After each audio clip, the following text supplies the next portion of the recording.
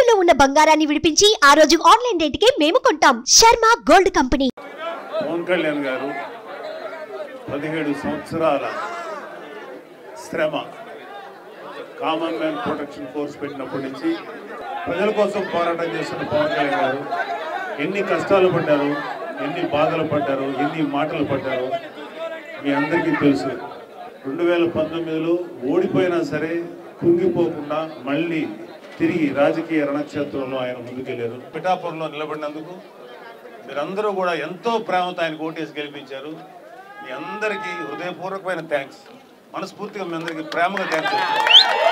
YCP వాళ్ళకి అది ఒక లగ్జరీ, జనసేనకి ఇది ఒక బాధ్యత, పదవి అనేది. ఇంతకుముందు నోటుకు వచ్చినట్టు మాట్లాడిన వాళ్ళు చాలామంది ఉన్నారు.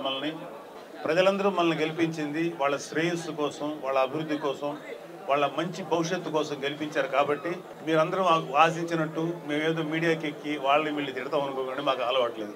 ఆ చండాలపు కల్చర్ వాళ్ళకి తప్ప మాది కాదు. ఆయన మాకు పని చేయడానికి అవకాశం ఇచ్చారు, అదే మా సంతోషం. మేము అదృష్టంగా భావిస్తున్నాం తప్ప ఈ క్రెడిట్ అంతా ఇక్కడ గెలిచిన ప్రతి క్రెడిట్ 100కి 100% అది జనసేన అని పవన్ కళ్యాణ్ గారికి చెందుతుంది. ఫస్ట్ రాజకీయాల్లో కావాల్సింది ఓర్పు. 17 సంవత్సరాలు ఆయన ఓర్పుగా నిరీక్షించాడు. అది కనుక అందరికీ ఉంటే ప్రతి వాళ్ళు గొప్పవాళ్ళు అవుతారు. సో జనసేన నమ్ముకున్న వాళ్ళు ఎవరికి అన్యాయం జరగదు.